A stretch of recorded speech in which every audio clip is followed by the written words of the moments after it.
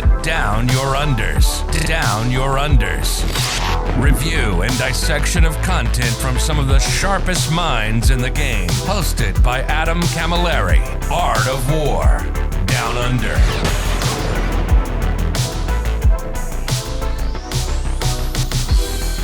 Hello, ladies and gentlemen, and welcome to this episode 150, whatever, of the Art of War Down Under podcast. My name's Adam Camilleri, as always, and thank you for joining us for yet another Index review. I will let you know that I'm recording on different audio equipment. My beautiful headset that has done me well these past nearly 3 years, he almost made it to episode 156. That's 3 years of me doing this show, and she's just packed it in. The audio quality of the last couple of episodes was a little on the decline. I do apologize for that. I've got my old Blue Yeti out from the dusty old cabinets, and she's going to do me for the next couple of weeks until my new kit comes in, which should be an extremely good quality recording software, whatever hardware, whatever the words. The stuff, it's going to be good. Hang in there.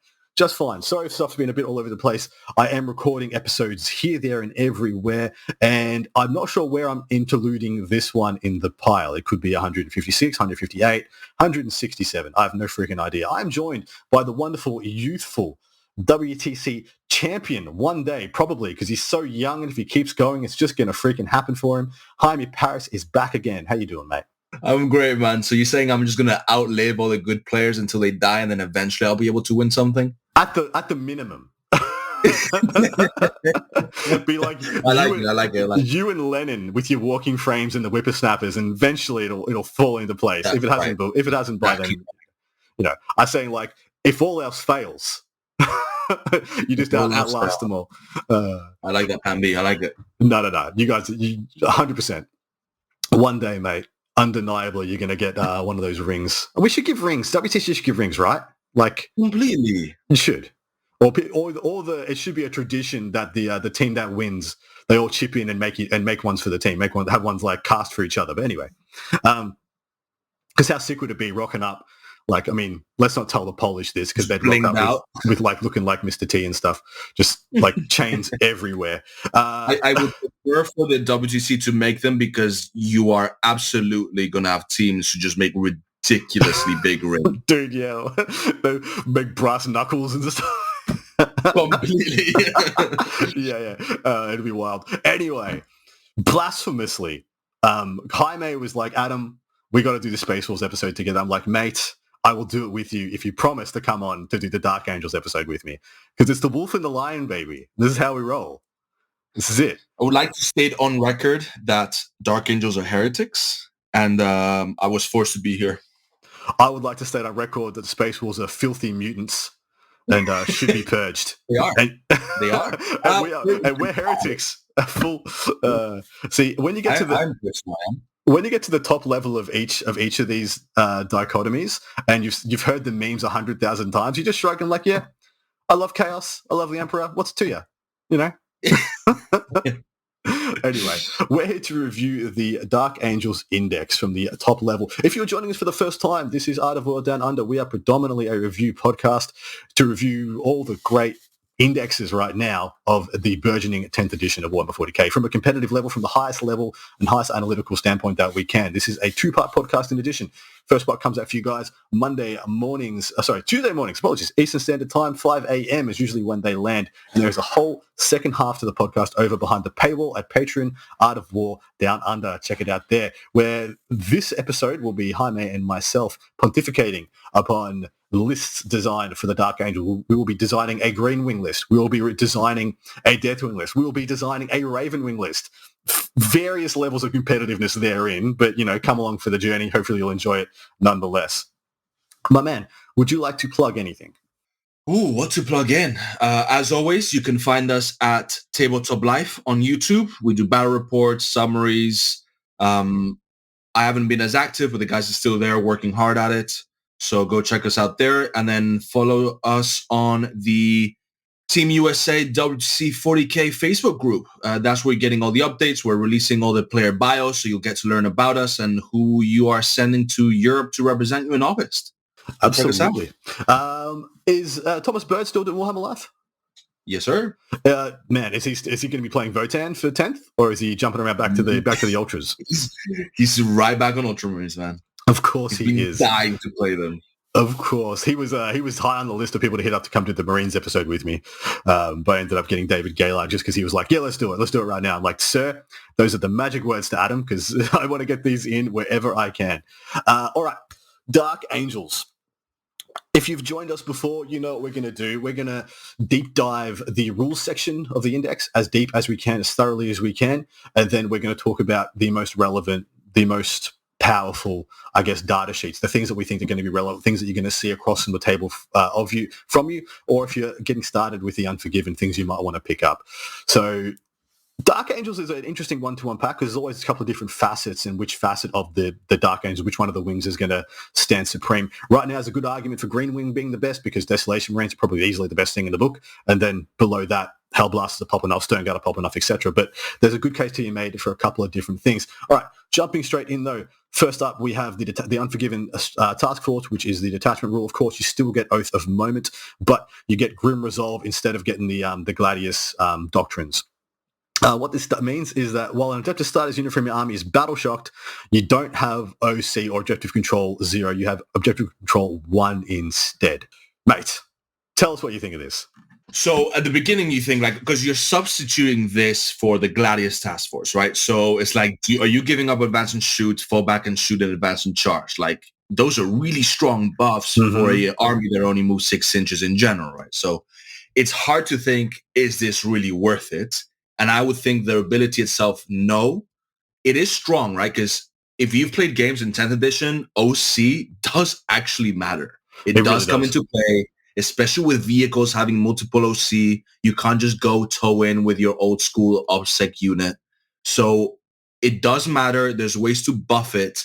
And once you have like OC 4 or 5 on models, it gets pretty strong in terms of holding your objectives, especially when combat is kind of irrelevant in this meta. So if someone charges you, they fail to kill you, and you have OC 12 with 3 models and they've got 10 at OC 1, turns out you hold your objective, you score your primaries, you score your secondaries. Exactly right. I think it's underrated. I played a couple of games with Dark Angels now. I played a couple of games with Dark Angels with both of this and the Gladius.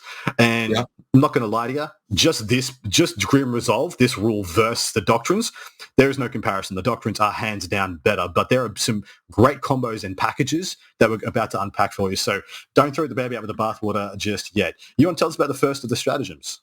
Absolutely. Unforgiven Fury. It's a 1 CP stratagem. It is used in the shooting phase or the fight phase, and it's your shooting phase or fight phase. And what you do is you target one Adeptus Astartes unit from your army that has not been selected to shoot or fight this phase. Until the end of the phase, weapons equipped by the models in the unit have lethal hits ability. So that's the auto wounding on 6s to hit or your critical hits. What's interesting is, in addition, if one or more Adeptus Astartes unit from your army are currently battle shocked, until the end of the phase, each time a modern unit makes an attack, you get a crit on a 5+. So that means you have auto wounding 5 and 6s to hit if one of your units is battle shocked. With Marines, it's a little tricky to get units battle shocked, but there are some things you can do. And a lot of armies have abilities to like make your opponents take battle shock tests at random times. So it is kind of cool. It is pretty cool. I've had this pop off for me once, and when it did, it was ridiculous because there's a combo later when we get to it with Azrael, and it's phenomenal when you can make that happen. I do think when you take away and going through all these stratagems, they all pretty much have a kicker to do with battle shock, or a lot of them have a kicker to do with battle shock. If you're battle shocked or something else battle shocked, you'll get another level to these. But I've been trying to look at these as just the first half, as in like just 1 CP to give something lethal hits. That's good enough, in a lot of ways. So I've been looking at that, and then the rest is just a cherry on top. If something happens to be battle shocked, so much the better. Jumping down to the next one is Intractable. This is a 1 CP strat as well. It happens in your movement phase just after an Adeptus Astartes unit from your army falls back. The target is that Adeptus Astartes unit, and you still get to shoot and declare a charge even though this unit fell back. So that is in some ways echoing what you just lost with not having Tactical Doctrine. So 1 CP, you get to fall back and do whatever you want, which is pretty good, right? I think so. Just because combat is irrelevant, tagging does happen quite a bit. Just having that flexibility is nice, right? It's 1 CP. If it happens, you use it. It's a utility thing.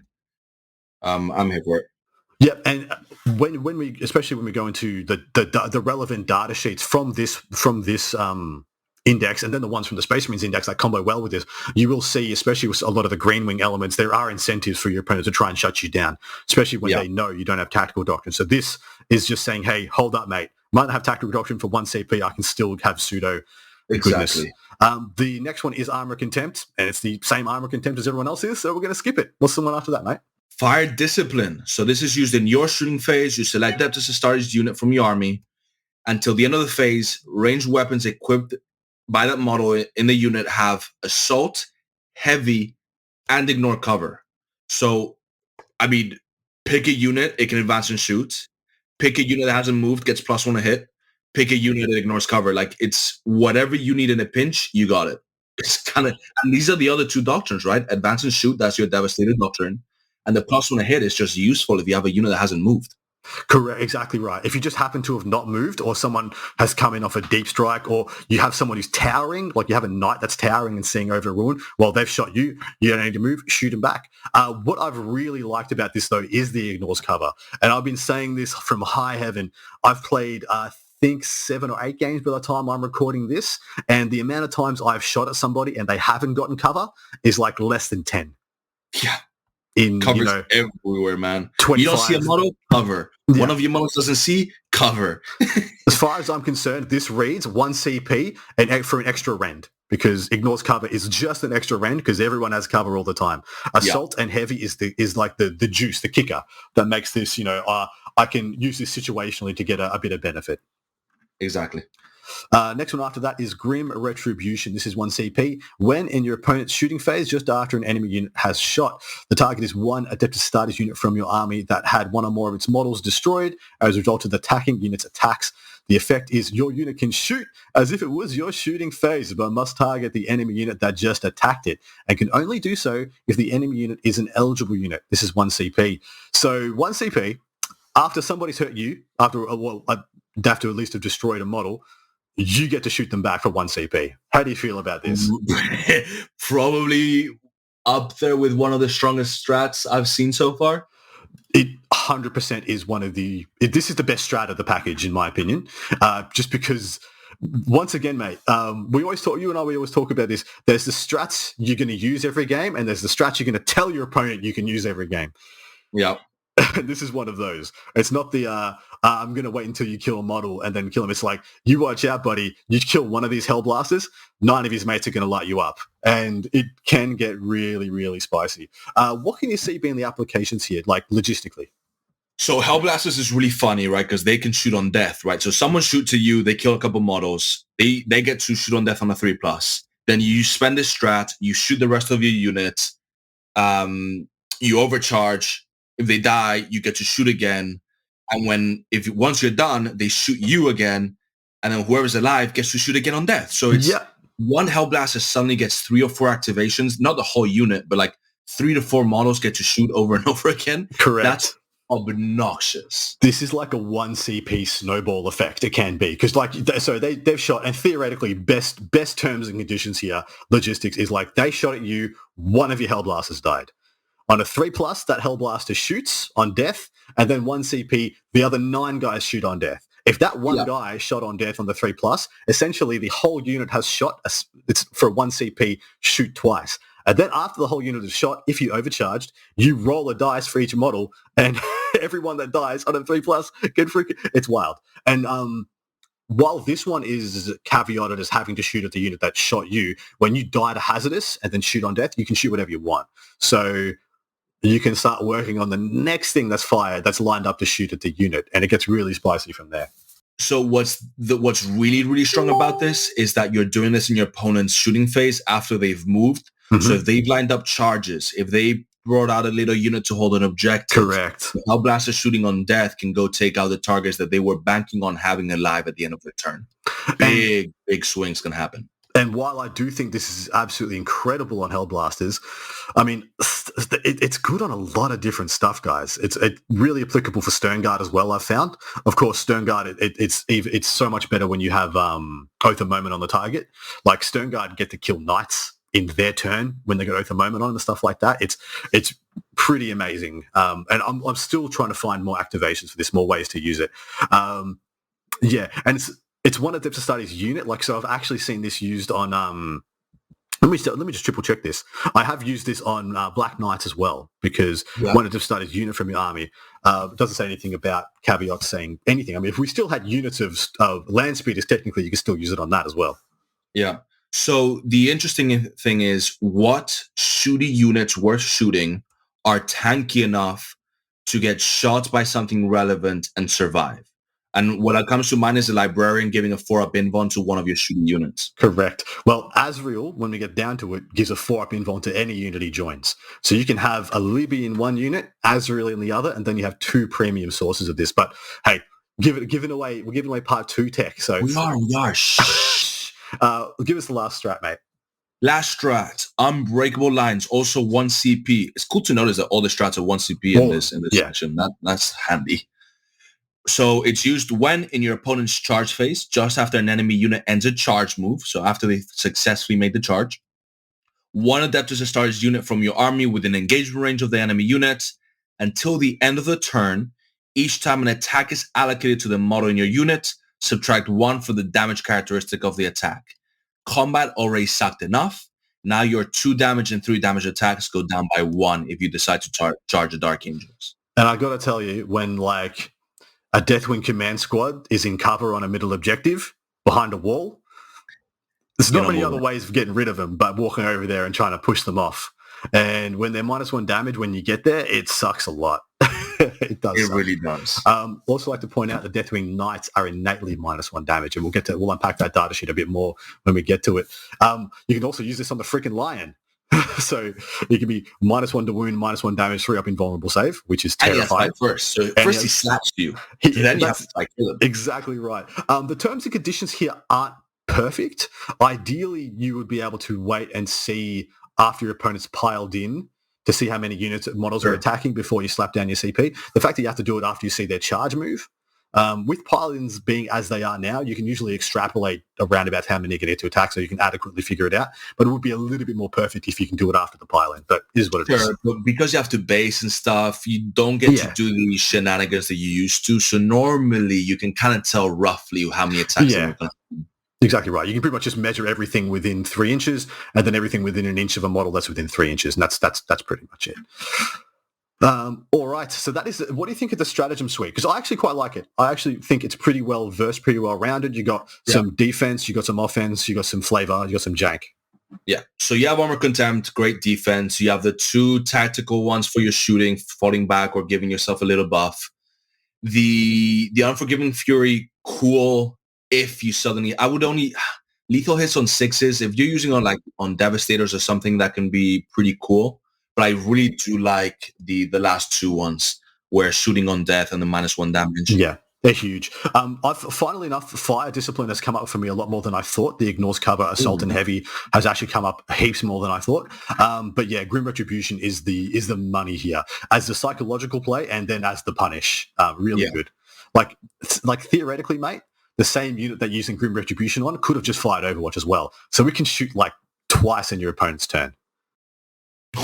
Oh man, it's real spicy. I'm trying to think of how I can use it. Like get a Flamer unit or something. Get one of the new Infernus units, but they got no rend and whatever. Yeah, because then they shoot full capacity in Overwatch, and then 1 CP they shoot full capacity. Never mind. It's cute. It's not going to work. Anyway. All right, give us the first of the enhancements. Shroud of Heroes. So Adeptus Astartes model only. The first time this bear is destroyed, roll 1d6, and at the end of the phase, on a 2+, set the bear back up on the battlefield. As close as possible to where it was destroyed and not within engagement range, with 3 wounds remaining. If the bear was battle shocked when it was destroyed, it is instead returned with its full wounds remaining. Yeah. That's kind of cool. Because why not? One second. How does Battle Shock work on a character that was detached from a unit that died that was Battle Shocked? Yeah, so this is weird, right? Because right now, it's this is obviously worded. I mean, because how do you Battle Shock a single model, right? A single infantry model, unless you've got like Dante's Mask or you're a Renegade Knight or whatever. It's not going to come up ever. unless they get it from the unit, right? So does the character have to die immediately with the unit? That's correct, Or right? does Because the character is the last thing to die, so the character is always disjointed from the unit, unless it's always weird because Let's avoid looking at rules for 20 minutes like we did last time, even as much fun as that was. Content, mate. Quality content. I'm just curious to the point where the character becomes detached from the unit. Is it when the last model dies or the end of the activation that killed the last model? That is big, actually, because if it's the end of the phase or the end of the pool, the wound pool, so to speak, then this is good. Yeah. Right? Yeah. Yeah. As it sits right now, this is only good in my mind on a Talon Master. It essentially makes a Talon Master phase capped. So you can just run it out on a flank turn 4, get it killed, comes back up turn 5, gives you your last couple of turns without needing to be bodyguarded or lone operated or whatever. Yeah, really good. And it will set you back, how many points? I just pulled it up. It will set you back 25 points. So not breaking the bank. While you're looking that up, mate, I'll do Stubborn Tenacity. This is adapted to start as model only. While the bearer is leading a unit, each time a model in that unit makes an attack, add 1 to the hit roll if the bearer's unit is below starting strength, and add 1 to the wound roll if the bearer's unit is battle shocked. Cute, but not great. +1 to hit if you've lost a model. I have thought about trying to put on that same unit of Hellblasters and Stern Guard and those good green wing shooting DACA units. But as it sits right now, hasn't quite made the cut. It will set you back 15 points. You got you figured it out? Can you slow roll the Hellblasters? Have one, because I think the hazard test is at the end after the unit's shot. So you can't just roll one Hellblaster, kill him, then everyone else gets +1 to hit. That is a really interesting sequence. All right, guys, we're gonna spend an hour and a half looking at the rules. All right, see, as the show's over, I'm gonna me and him are gonna sit in silence and be like, "Yeah, check this paragraph." No, it wasn't there. Keep going. What do you think about Stubborn Tenacity otherwise? For 15 points, I would rather take Shroud of Heroes. If I'm looking at spending 30 points on an enhancement, it's going to be that one. I don't think I would take Stubborn Tenacity if I have access to Shroud of Heroes. I'm finding the game is so incredibly killy at the moment, especially for Space Marines. There are so many things that just ice Space Marines really effectively that I wish this said below half strength with +1 to wound instead of battle shocked, but because the battle shock thing just isn't that controllable. There's no real trigger where you just get desired to be battle shocked. I wish there was one of these that was just like once per game you can just, your unit counts as battle shocked, but there's no downsides, which I assumed there was going to be after reading how much synergy there is with it. But otherwise, quick synergy, I guess this is for part 2, but do Terminators hit hard in combat, the Dark Angel ones? Because getting +1 to hit in combat is not nothing. They do hit reasonably hard in combat. In fact, like as far as melee units go for Space Marines in general, Terminators are about as good as it gets, kind of, unfortunately, because they're okay. They're supposed to be, the durability is supposed to be the reason you're bringing them, durability plus Power Fist. But yeah, they're pretty good. They're actually pretty good. Unfortunate thing is the Dark Angel specific ones, the Blackwing Knights, already hit on 2s. So not going to help us there. But the command squads, which I actually quite like, that would be very, very beneficial there. Cool. Quick side note, Hazardous is after the unit has shot. Yeah. So you can't just do one Hellblaster at a time. But if you died from Hazardous, would you hit with +1? Because the model's dead. Or is it before removing as a model? It would be before you remove it as a casualty, so it wouldn't count as destroyed until after it's shot. Never mind. We're going down a rabbit hole. We'll come back to it later. Let's move on. Tell us about the Heavenfall Blade. Heavenfall Blade, that's just a starter's model. Only add 1 to the attacks, strength, and damage characteristics of the bearer's melee weapons. While the bearer is battle shocked, add 2 to the attacks, strength, and damage characteristics of the bearer's melee weapons. Hilarious. You just got to find how to battle shock your own units, guys. Dude, you got to figure it out. We got to make some ways. I've chucked this on a chaplain on black so far, and I've been pretty happy with it. I had 20 points left and wanted to try it out, and just a +1 attack, strength, and damage was enough to make it feel not too bad for 20 points. I would leave it at home if I could fit like another unit in the army. But are you finding with a lot of your lists, you've got an awkward amount of points left? Like almost they plan for you to have like 35, 45 points with nothing to do in Marines? No, because I won't accept it, and I'll take out good units to put in bad units. Just fill it up.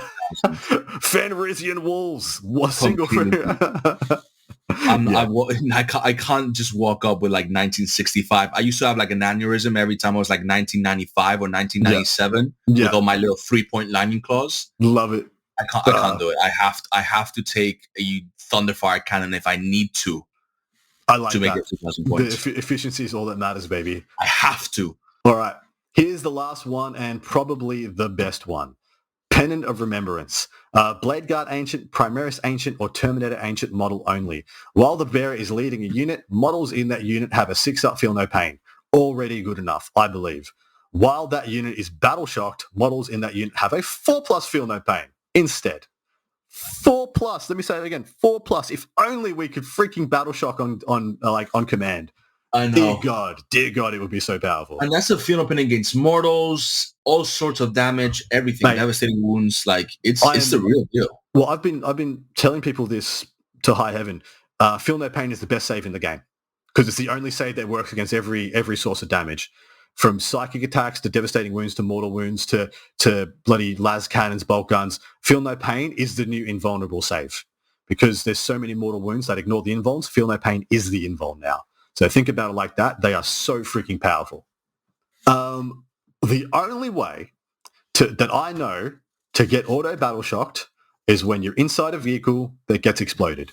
That gets destroyed. But if it gets destroyed in your opponent's enemy turn, you jump out, you're battle shocked. So here the banner would work for the rest of their shooting phase. That's it. But then into your turn, you're no longer battle shocked. Correct. Well, yeah, exactly. Unless you've lost enough models to it. So theoretically, if you were inside a transport and had this, when you got out, you probably take a couple of mortals, which you get a save against because you have, Feel No Pain, and then you're battle shocked through the rest of their turn. Now, you can extrapolate from this. There's a couple of combos you can make with this. I'm here to tell you right now, I've tried a couple. And I have to wait until part 2 to figure out my opinion on them. I know where you're going. That's going to be good. That's going to be good. It's pretty nice. Anyway, that's the end of the rules section of the Dark Angels. What do you think about the package, my dude? Damn, we've got to figure out how to get Battle Shock going. I know. I can't believe there's not a CP that says... If you're Battle Shocked, you can't use strats on the units. Correct. So, like, some of the units give you a buff if someone else is battle shocked, but the key units that you want to deliver damage with and use strats on, they can't be battle shocked. So it's almost like so here's the way I've thought about that, because that has really bothered me. It's just like, okay, so I want to be battle shocked, but as soon as I'm battle shocked, I'm blocked from half of my rules, which are my stratagems. Yeah. Except for the one that lets me, if somebody else is battle shocked, my unit gets better, which is the first of the stratagems. So I've been thinking about this like this is insurance, these things, that no matter what, my army generates value and does essentially stratagem-like effects, even if I'm battle shocked, because I have enhancements that pop off or go to another level if I'm battle shocked, and I don't get dropped to OC 0. So I've kind of been looking at the enhancements like pseudo stratagems. Like the stratagems I get to use if I'm battle shocked that already come with a little bit of something. That's a good mindset. I think you have to, otherwise you go in this weird spiral of, but I want to be battle shocked, but I can't use the stuff. But then I'm battle shocked, so I get this stuff, but I can't use that stuff. And then this stuff is good, but that stuff is bad. And it's rough. You'll do your head in. So don't. Just enjoy the ride. Take the value where you can get it. All right, the first of the data sheets, my man. Of course, we're going to do Azrael, the mad lad with his nice shiny new model and his gun that actually looks like it can work instead of the previous one, which looked like he was going to explode first time he tried to use it. He is a pretty generic Primaris captain stat line. He's toughness 4, 2-up save, 6 wounds. I think it's 1 more than Helbrecht. I think Helbrecht's got 5. I think other chapter masters, some are 5, some are 6. What's Logan? Logan, I don't remember, but fair enough. Well, 12 on the sled. 12. So, beautiful. Correct. Love it. His ranged weapon is just one profile now. It's essentially it's a melter gun, but also a combi gun because it's anti-infantry 4+, but it's got dev wounds, rapid fire 1, 2 shots. It's 8.32, so it's actually quite a good gun. And then he's got the Sword of Secrets, 6 attacks, hitting on 2s at 6 -4 2 damage with dev wounds. That Ren 4 I've actually found to be quite juicy. Ren 4 is hard to come by in melee. You want to give us a rundown of his special rules? Sure. So Supreme Grandmaster, while this model is leading a unit, weapons equipped by the models in that unit have sustained hits 1. So that applies to himself, it applies to the unit, it applies to shooting, and it applies to combat. Yeah, man. So his 6 attacks in combat explode, his devastating wound shots explode, and whoever he's with have sustained 1. Masterful Tactician, you get at the start of your command phase, you get an extra CP. Very Beautiful. valuable nowadays. I like that a lot. And then the Lion Helm, models in the Bear's unit have a 4-up invulnerable save. In addition, once per battle, at any time, the Bear can summon a Watch in the Dark. When it does, until the end of the phase, models in the Bear's unit have a Final Pain of 4+ against mortal wounds. As the beautiful man here was saying, a 4-up Final Pain is your near invulnerable. So now you have a double 4-up invulnerable. Which is He is... Dude, how many points would you pay for Azrael? 160, 170. He is 120. I just saw, yeah. He's an absolute bargain. Man, he's bordering an auto take for my list at the moment. He's just so freaking good. So good. Sustained hits. Someone did the math for me and told me it's essentially +1 to hit when it all boils down. As in, sustained hits is a pseudo +1 to hit, but also it has more spike attributes, like you can spike far higher, and then you add Oath of Moment, and essentially it just goes crazy. Where this goes nuts is that he gives sustained hits to the unit he's in, and then there's a 1 CP. Should anything on the table be battle shocked from your side of the army, it'll pop off on a 5+ for sustained hits, and also 5+ for lethal hits with the same 1 CP strat. I've pulled off that combo once, and I wish I had more things to shoot at because I overkilled the absolute crap. Yeah. Auto winning 5 and 6s, exploding 5 and 6s with full rerolls, fishing. Incredible math. Incredible. So next up there is Belial is here, and while I don't think Belial is bad, he's just a bit of a beater. He doesn't quite it's got precision hits. He gets precision to his unit. He's not very expensive. He's 100 points. He's pretty cheap, and he does beat.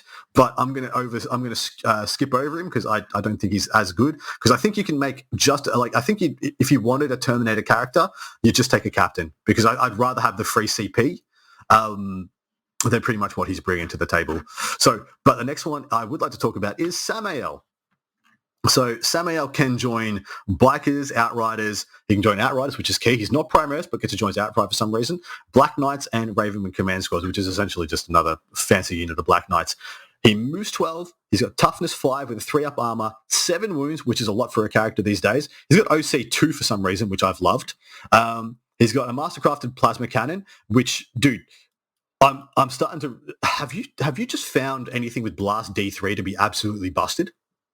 Yes.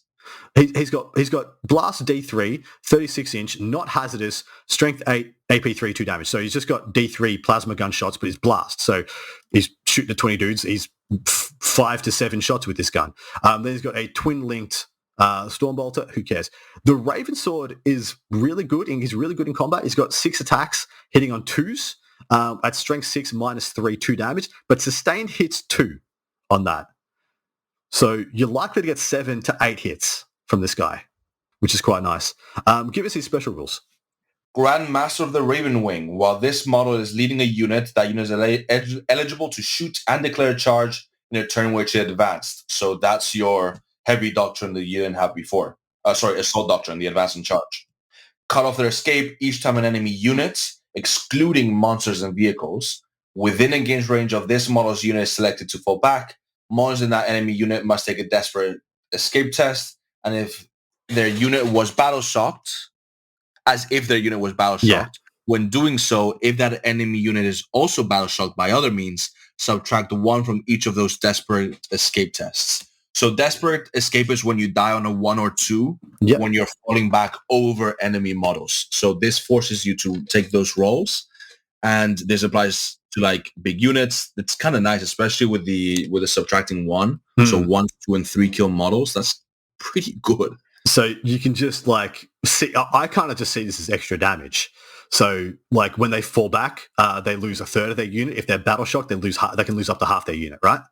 It's kind of spicy. But the advance and charge is the money, is where I'm at. Because I've played bikes a bunch, and they actually don't feel quick anymore, especially Black Knights. A Black Knight gun has been assault for as long as I can remember, but now is rapid fire. So you can't advance and shoot it, and our bikes don't auto advance 6. So they only move 12 inches. So letting them advance and shoot and advance and charge, I've found has been a huge activator for the list.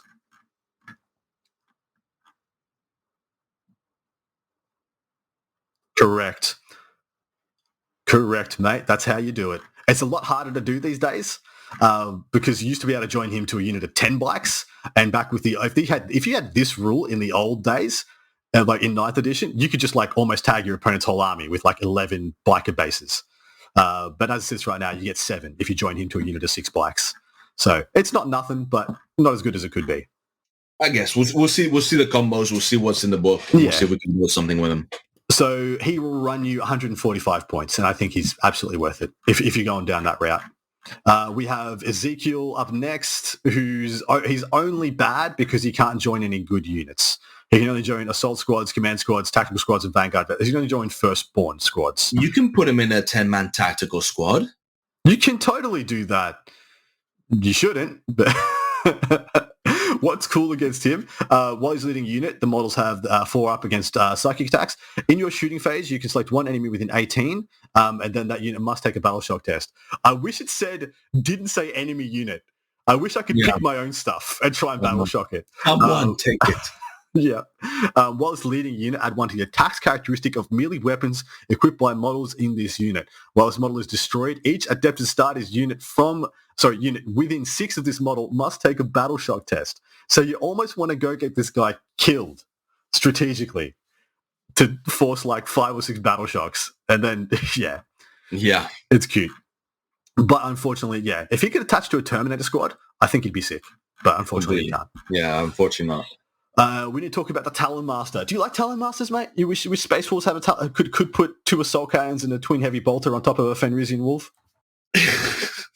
What's stopping me, man? Well, exactly. You know what I can do? Just do it. What are you wasting time? I hated Talon Masters in 9th edition, dude. I just couldn't get to them. It was obscene, especially when the Terminators were unkillable with the transhuman. Yeah.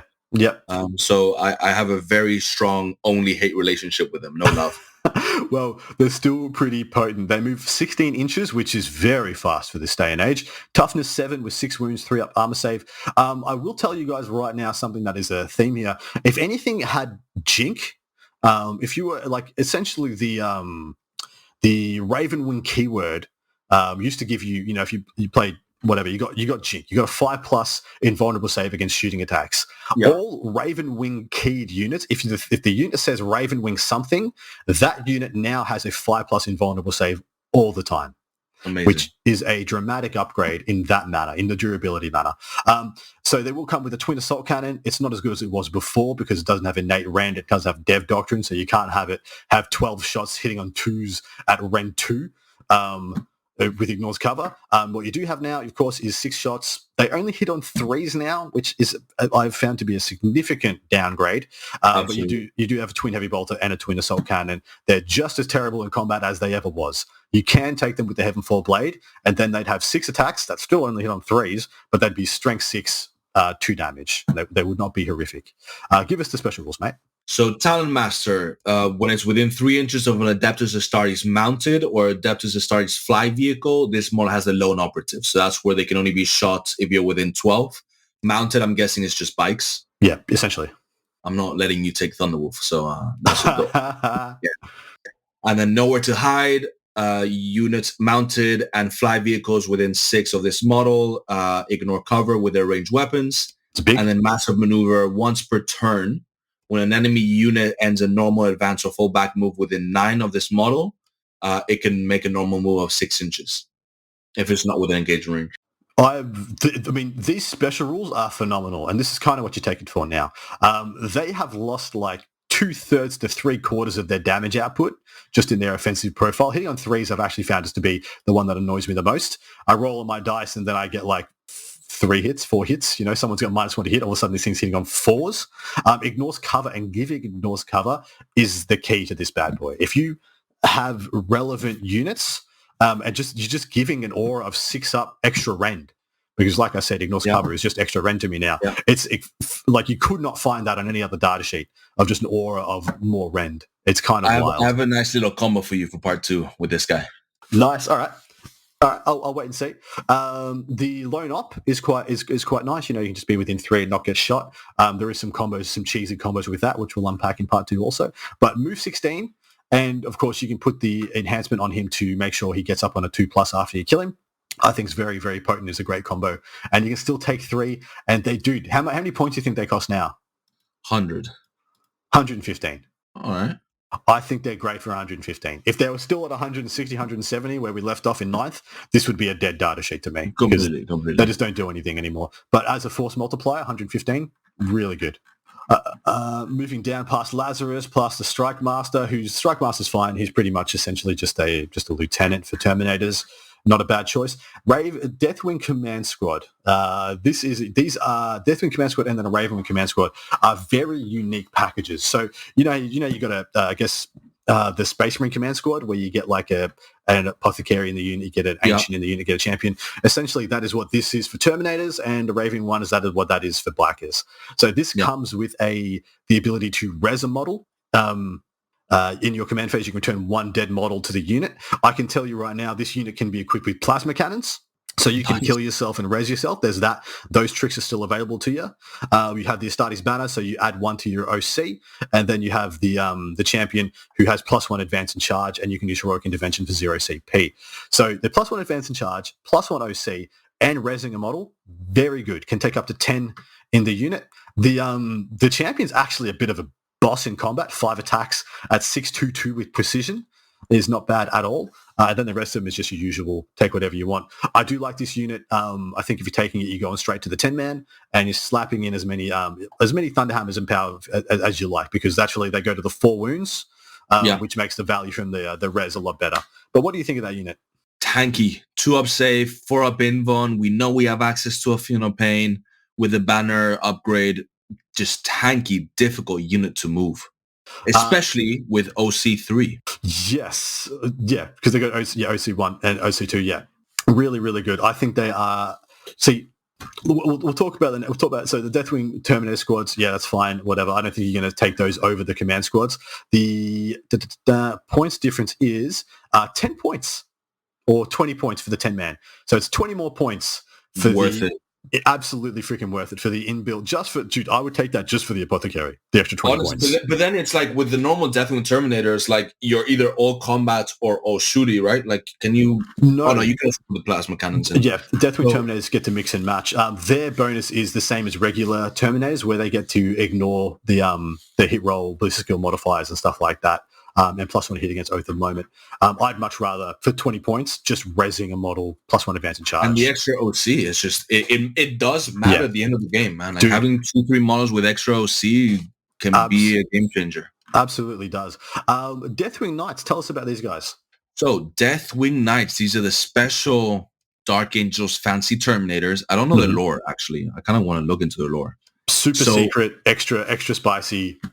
Extra spicy, extra heretical. Look at these guys. So these guys are 4 wound Terminators because they all come with Storm Shields. So they just have the baked-in extra wound in their profile. Everything else is the exact same. They're OC1. Their ability is Inner Circle. Each time an attack is allocated to a model in this unit, -1 damage. This is both shooting and combat. Yes. And remember, there's a strat for another -1 damage in combat. It's huge. Then we also have the Watch in the Dark ability. So once per battle, at any point, you call the Watch in the Dark, you get a 4 Funeral Pain against mortal wounds. So very spicy. But in combat, you have the Mace of Absolution, which is 3 damage. So it's only strength 6, AP 1. So the AP kind of worries me a little bit. It does hit on 2s, which is very consistent. And you also have the Flail with Devastating Wounds, sustain hits 1. So it's 5 attacks, hitting on 2s. Strength 6, AP 2, 2 damage. So, nice. What is that? Is that the Unforgiven Knights coming to get you? I don't know. It just sounds like Gap. I call him heretical too many times, and I'm here to kill the Space Wolves players. Yeah, no, sorry about that. It's just weird sounds coming around outside my apartment. No, but yeah, no so problems, though. 4 wound Terminators, access to a 4 Field of Pain. They hit pretty good in combat. They don't have your Chain Fist. They don't have your Thunder Hammers. The Devastating Wounds is cool, but like output-wise in combat, I don't know if they deliver. Have you tried them? I have tried them out once, and I have unfortunately found them a little lackluster. It's just the rend. It's the strength and rend. And so the strength of wounding big knights on correct. Sixes, like it's... Even with Oath of Moment, I've found them on Struggle Street against significant targets or durable targets, like wanting them to kill a Questoris Knight. They're not going to do it with Rend 1. Wounding on 5s, re-rolling with Rend 1, it's just not going to happen. So I've kind of found them best to be a bit of a mid-board bully to try and push them into the middle and see if you can get your opponent to try and kill them. They're not cheap either. So they run you how much? So they're 30 points more on top of the regular Deathwing squad. So it's 470 for 10. So they're 47 points a pop. Look, they're not bad, but the meta that they're going to be good for is not right now. They need to be orcs. They need to be, tyranny, Gribleeds, demons, stuff like that. But like stat-wise, right? It's like they're 40 more points more expensive than the command squad if you do the full 10-man. Yep. Their combat output is not impressive. The Deathwing command squad can probably hold up in combat just like they do, and then the command squad has more tricks. Correct. That's pretty much where I'm at. Without the -1 damage is significant though. If you add the Ancient to this squad for the 6-up Feel No Pain, they get durable like at a level that we have it that is almost unseen in this game. But then you play Custodes and they can't scratch a Custody in combat, and it's really frustrating. But for the 30 points on top of the regular 5-man, like Terminator, you get one more attack and one more weapon skill. But everything else is worse. The strength's worse, the rend's worse. Like from a power fist, I mean, I'd much rather them just have a power fist. Like completely. Yeah. Why are their Thunder Hammers just worse anyway? Do you want to talk about why the Thunder Hammers? Is that really what we're going to do for the next 30 minutes? Because I will. Talk about what? Wolfen? Oh, Wolfen? No, never mind. But hey, they did it to me, just not as bad as yours. Actually, mine aren't as bad as yours. Take that. Anyway, Ravenwing Command Squad is up next. I'm actually a fan of this unit. So standard bike stat line, movement 12, toughness 5, 3 wounds, 3 up save. OC2, once again, quite nice. Starting at OC2, I think is very good because you can take a unit of 6, and so they're essentially OC12, so they'll hold it over any 5 battle lines, any 5 troopers, etc. They all come with the Plasma Talon as standard, and I highly suggest you stick with the Plasma Talon. It's now a rapid fire 1. It used to be assault. I would much rather it be assault. A range 18, 2 shots, so 3 shots at 9 inches. CP, you can make it assault. That is right, my man. You definitely can. 18-inch range, 2 shots, so 3 shots at 9 inches at 721 or 832 with hazardous. Black Knight close combat weapon has seen a bit of a polarity shift. For the longest time in 8th and 9th edition, it was strength 5, rend 1, 2 damage. Now it's strength 5, rend 2, 1 damage with 3 attacks a pop. This unit is the same as the command squad. It comes built in with an apothecary, the banner, and the champion. And the champion here is good. Again, 6 attacks hitting on 2s at 522 for the Ravenwing champion. So you're just chucking in a character who's like essentially a super blade guard into the unit. I think he's really quite good. What do you think of the breakdown there? So this is bikes that can res, have essentially OC3. They're just OC3 because they got an ancient. And one that's got the champion +1 advance and charge. So +1 advance and charge when you add Sammy into the unit is really, really good. Because now you get to advance and charge. Yeah. But now you're spending 290 points for the 6-man squad. Correct. Then you're spending 145.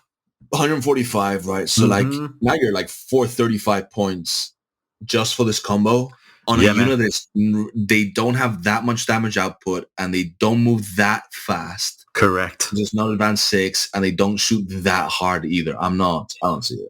I 100% agree, man. But when we get to part 2 and we need to make the Ravenwing list, something's got to go in it. So here we are. Go in. Someone's got to be it. But yeah, I actually have found the next squad to be a little bit more exciting. So tell us about the Ravenwing Black Knights. Mostly, I mean, everything else, pretty much everything about the stats and the weapons is the same. Tell us about their ability. They have a special ability called Knights of Caliban.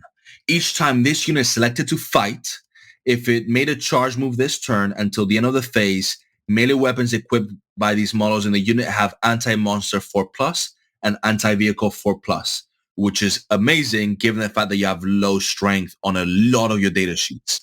Correct. What I love about this is that couple this with Oath of Moment, and they actually aren't crap in combat because you're going with 18 attacks that are going to be wounding on 4s re-rolling if you've got Oath. And they actually surprisingly kill light vehicles pretty well.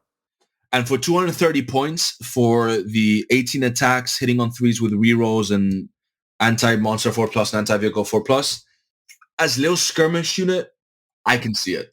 Yeah, 230 points for the little skirmish unit feels a bit rough, but that is kind of where they're at. Now, I will say I do like this unit, but what I don't understand, and we've scratched our heads at this for a while, their pricing convention, yeah? So a Deathwing Terminator squad, you pay, what did we say? It's 10 more points, yeah? Or 20 more points for the 10-man. So it is 2 more points per model from the Deathwing Terminators to the Deathwing Command.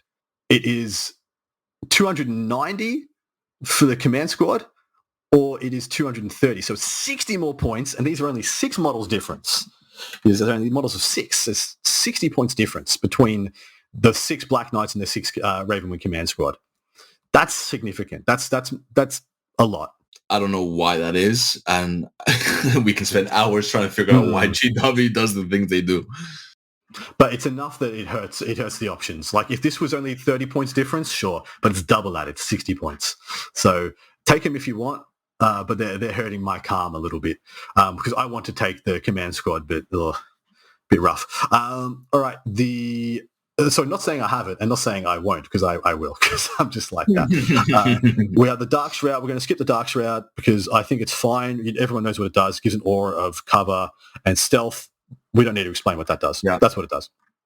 The land speed of Vengeance moves 14, toughness 8, 10 wounds, 3+ save, 5+ invuln, of course. Comes with the Assault Cannon or Heavy Bolter. You know what those are. But the Plasma Storm Battery is Blast, D6 +1 twin linked. It's either 3-2-2, which is good, or it's 9-3-3, which is very attractive. That one has Hazardous. Tell us about the special rule, though, because this is super spice. Now it gets fun because there's a couple units in the Marine Codex that you can combo a little bit here. So Storm of Vengeance, once per turn in your opponent's shooting phase, when a friendly Adeptus Astartes unit within 6 of this model is destroyed, this model can use this ability. It cannot use this ability when itself is destroyed. If it does, after the attacking unit has finished making its attacks, this model can shoot as if it was shooting phase, but when resolving those attacks, it can only target that enemy unit. So it's when your opponent kills one of your friends, you shoot back. Now, I've found this is a bit of a skill check for your opponent. I've played these guys a couple of times, and I've found some of my opponents have been good enough to dodge this, the shoot back, and I haven't been good enough with them to punish them for having to dodge it. Like, I force them to go where I want them to go for the next turn or whatever by trying to dodge the Vengeance shoot back. But there is a nice, juicy, skewed list you can do that just has a bunch of stuff that shoots back in your opponent's turn. Yeah. And notice how it doesn't say one unit with this ability can do it. Yeah, yes. Every land speeder Vengeance can do it, baby. Correct. It's it can be quite spicy to pop off. 160 points though is not cheap. It's probably fair for what you get, but it's definitely not cheap. Have you had any luck with any flyers? Like flying airplanes, vehicles or aeroplanes? Aircraft. 0. Yeah, me too. You have to hover if you want them to be relevant, and then people can snipe vehicles at range. Correct. What a coincidence. We have one that hovers. Let's talk about it. It's the Dark Talon. It was my favorite from the previous. It is haunting a lot of tables for a while because it popped off and did amazing amounts of mortal wounds. This guy was never durable, and now with everything else going up in toughness significantly, this guy going up in toughness barely in comparison, we will see. Moves the same 20s, toughness 8, Only toughness 8 on a vehicle. Not don't love it. 11 wounds with a 3+ save. It's got 2 hurricane bolters. So at 12 inches, it's shooting 24 shots that are twin linked now, which is actually better than it was before because it had essentially the same thing but weren't twin linked. And then it has the rift cannon, which is blast and dev wounds. 18-inch range, D3 plus 1 blast. So you're shooting at a 5-man. That's min 3 shots, up to 5 shots. Hitting on 3s, strength 16, -4, 3 damage. But that's one of the strongest, like strength-wise guns in Marines, right? It is 100%. I think the only one that's the same is the Repulsor Executioner one. I can't remember if that's 14 or 16. I think the Lancer was 14. I don't know about the Executioner. Yeah, that's right. The Lancer's 14. I think the Executioner's one better. I think it's the big brother gun. But that is an extremely attractive gun to me. The blast, the D3 plus 1 blast is cherry ripe. Only 18 inches. Like you only ever use it once, man. Yeah, that's my issue. You get one good premium shot with this, and then she's probably dead. But the good thing is when you do get that premium shot, you have a stasis bomb. Tell us about it. Stasis bomb. Once per battle, after this model ends a normal move. So if you hover, your move characteristic gets changed to flat 20. If you aren't hovering, you come in, then you get to move wherever you want, basically. And the pivoting thing applies and that kind of stuff. But basically, select an enemy unit that you moved over. That unit suffers D3 mortal wounds, and you must roll 1d6. On a 1, 2, 3, that unit cannot advance or fall back in your opponent's next movement phase. And on a 4 or 6, that unit must remain stationary in your opponent's next movement phase. Now, what's cool is it doesn't say anything about not being within engagement range. So, like, you can fly over a unit, make it stay stationary, charge it, now they can't fall back. Correct. You can do a lot of pinning, a lot of shenanigans. You can bring back a lot of that jank we had in 9th edition with this model. It ain't cheap, though. It's 210 points for essentially a really cool gimmick. And you get to use once, essentially. You'll jump in, you'll stasis bomb something, you'll rift cannon something, you'll have a heavy bolt or something else. Then, by golly, if you haven't won by the end of that turn, this guy's dead as hell. So enjoy it while you got it. I'm still going to run one because I think it's funny, but I do not think it is good. I want to tell you guys about it because that is a special rule that I don't think I've seen anywhere else in the game. No, it's very rare, and it might come up as being very powerful in some way. There's a lot of like -2 movement abilities with Bathless and Thunderfire cannons, which are already good against like Chaos Space Marine possessed bombs and Terminators and Terminators ignore it, but like Necrons. Being able to be like, you don't move for this turn can be really, really strong. The question is, do you get to use it? Because a 20-inch move doesn't exactly let you move over a lot of units. No, it's not the 40 to 60 or the 20 to 60, whatever we used to have. I think it was 20 to 50 on these guys. Yeah, 20 to 50. Last one we need to talk about is the Pappy, the lion himself. Lion of the Forest. Apparently L. Johnson means of the forest because, that's exactly what we all thought when we read L. Johnson. Right. He is move 8, toughness 9. So he's tougher than the plane. Yes. 2 up save, 10 wounds, 4 OC, leadership 5. He's got a gun, which is essentially either a 4-shot better bolt pistol with rend and damage or a 2-shot plasma pistol. It is what it is, without hazardous. He's got fealty, which is his sword. It's got 8 attacks at 12-4-4 with lethal hits. Yikes. Or he's got 16 attacks at 6-3-2 with sustained hits. He is a monster. There is a lot to unpack on this data sheet, but jump through it as quickly as you can. Sure. So let's get the 2 easy ones out of the way. So Dark Angel's Bodyguard, if he's within 3 inches of an Adeptus Astartes infantry, he gets lone operative. So can only be shot within 12. Handy, because he can't be attached to any units.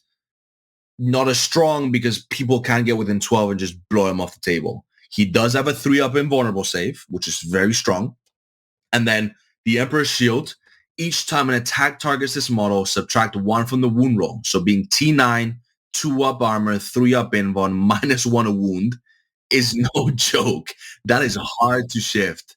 In addition, each time a melee attack is allocated to the model, on an unmodified saving throw of a 6, the the attacking unit suffers 1 mortal wound after it is finished making its attacks. So if people get into combat, you roll some 6s, they take some mortals, because they have you. The only way you kill this guy is through volume of attacks. If you put 3 damage, 10 attacks into a 3-up invuln, you're not killing him. No. So you need volume of attacks, multi-damage as much as you can. If you roll 6s, you're taking damage. Really cool combo there. I'm kind of convinced he's mostly invincible in combat. Most combat weapons in armies tap out at strength 8. Yeah? I'm thinking like Chaos Knight, Baby Armigers in combat. Correct. Stuff of that ilk, abso-freaking-lutely. Your dreadnought dreadnought equivalent. Any weapon in the game wounds at 4s at best. Yeah, but then he's -1 to wound. Oh, Canis Rex with his 20 damage thing. Sure. But his toughness 9 with -1 to wound. So a Thunder Hammer wounds him on a 6. I mean, you're happy to see the 6 because it's Deb wounds, but his next ability, I'll jump into it. So in your command phase, you can select one of 3 things to be active. And of course, here's the 3 things. All the secrets are revealed. This is really janky. Once per turn, when your opponent targets a unit from their army with a stratagem, but before that stratagem's effects are resolved, if that unit is in 12 of the lion, you gain a CP. And that enemy unit must take a battle shock test. If that test is failed, in addition to that unit being battle shocked, the stratagem's effects are not resolved. So you can stop people overwatching you with this guy. And a bunch of other terms and conditions. But this is one of those things that you tell your opponent about and make them dodge him. Is more than when this will come up, because this will only really come up if protracted combat. And I don't know if you paid attention to the Lion's data sheet. He ain't going to have many of those. Ain't nobody sticking around long.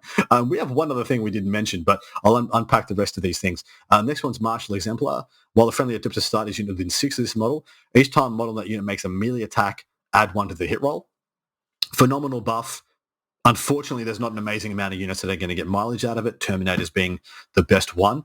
We already told you about one unit of Terminators that cannot get +1 to hit because they already hit on 2s, unless you're there -1 to hit, so be it. And then the last one is No Hiding from the Watchers, which is an aura of 4-up, feel no pain against mortal wounds. And I need to tell you right now, Wraith Knights exist, and therefore this is a good buff. Yes, because it's everyone within 6 inches, regardless of infantry, regardless of vehicle, regardless of biker. Correct. We're looking against mortal wounds. Big help in the current struggles of our beloved 10th edition. What do you think about those? I mean, I know of people who are just slapping the Lion in their Dark Angels list to be just an aura of 4-up, feel no pain. For the points, that being, just shy of 400, 380 points, that's a lot. For bringing him, because I mean, you have to get him into combat, man. It's like with the issues we had with Gilliman before. You pay 450 points for rerolls. Like you gotta get into combat to get your output. Dude, he gives no force multiplication. Well, yeah, he's the Lion. Gilliman does, and this guy is the beatstick. Like lore-wise, yeah. So the one thing we mentioned before, but this is possibly the biggest thing of his package, is he has fights first. Yes. So you charge him, he hits you first. And once again, rewind 3 minutes, this guy is effed up in combat. He's a juggernaut. Terrifying. So my biggest thing is you don't need any other melee units in your army. You have possibly the best melee bully unit in the game. Right. Just the gun line is someone rushes you, you rush them. You're like, you're gonna be okay with this guy. You didn't charge me, baby. He's very good, but I feel like he needs the right list, and I'm still trying to figure out what that is. Maybe you can help me. We're gonna have to build it now. We're gonna have to, mate, because that's the end of the show. That's that's all that's in here, mate. There's some other stuff in some lists. Well, we did actually do most of the data sheets in this book. We skipped over a couple all of them. That was long. We did a lot. There's a couple of characters we missed. One of the flyers. Pretty thorough. Hopefully you've enjoyed that. Hopefully you guys have enjoyed this. So at this point, I usually ask the player of the said faction where they think this faction is in the competitive rankings. Below Space Wolves.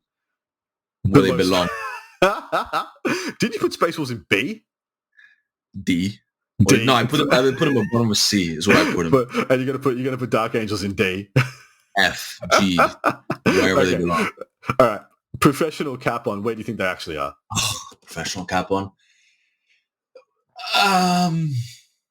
I think They are below generic Marines because Gladius or Guilliman with a double oath, because it's a shooting edition, just feels stronger. Yep. And because this guy's a monster going around terrain, combat being crap, it's difficult to argue the Lion is better than Guilliman. He's actually is. I hate to say it, he straight up isn't. The Guilliman's better. Because Guilliman is like, 20-30% worse in combat, but 3 to 4 times the buffs. Like, right now that's what matters. You need to be shooting your opponent off the table, not charging them. And I think they're just below generic Marines. Very playable, very doable. There's some cool things you can do with Dark Angels, and you can make some tanky board control mid-ground bully lists. Yeah, I like that a lot. I like that, what you just said there, because that's pretty much where I'm at.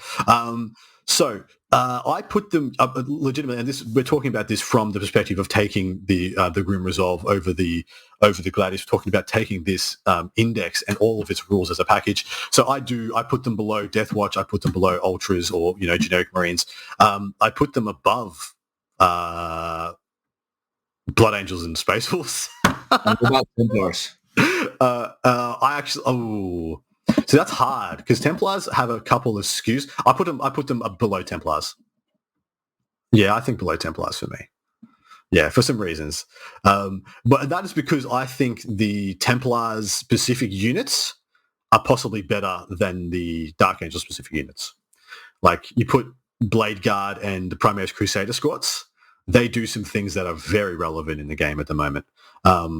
But who knows, actually. I might play a couple more games and totally backflip on that. I do put these guys below GSC. I put them kind of around Who about... isn't below GSC? Eldar is... Eldar's the only one that below. I mean, not even, man. Like, I've seen Eldar lose to GSC, so That's fair. So, yeah, right now, my top 4 is, like, Eldar, GSC, best Space Marines, which I think right now is either Guilliman or Deathwatch. Guilliman-led or Deathwatch. And then you can argue there is T-Suns, Necrons, or a version of Knights somewhere around there. And then I think these guys are just below those. Aroundabouts Necrons, aroundabouts Knights, possibly just below those guys. But on that note, man, we will wrap this up. We'll go over and record part 2. Thank you very much again for joining us, my man. You are such a generous spirit. And I can't wait to be having a drink with you in Mechelen in a couple of weeks. Yes, sir. As terrifying as it is to think we're 5 weeks? Yikes. We're a week away from rules lock, and we still rules lock. Yeah, and then a week after that's list subs. Yeah, 23rd is list subs. Yeah, 23rd. Oh, cool. We still got jeez. We'll have 2 weeks after we know what rules we're playing with. We have 2 weeks to learn the game and build lists. Yikes! Do not envy it, mate. I just get to rock up and talk about it. Cannot wait. Hopefully you guys are getting excited for the WTC as well. Hopefully you're excited to jump on and follow and track this mad lad as his journeys through it. And hopefully you'll join us over on part 2 also. Jaime, you're an absolute gent. Thanks very much. Thank you for listening to Art of War Down Under, a content review podcast for Warhammer 40K. Hosted by Adam Camilleri. Produced by Seamus Ronan. Enjoyed the show? Want your lists reviewed and the content you heard put into practice? Sign up to our Patreon and connect with us online or on Facebook. Just search for Art of War Down Under. Signing out from tomorrow.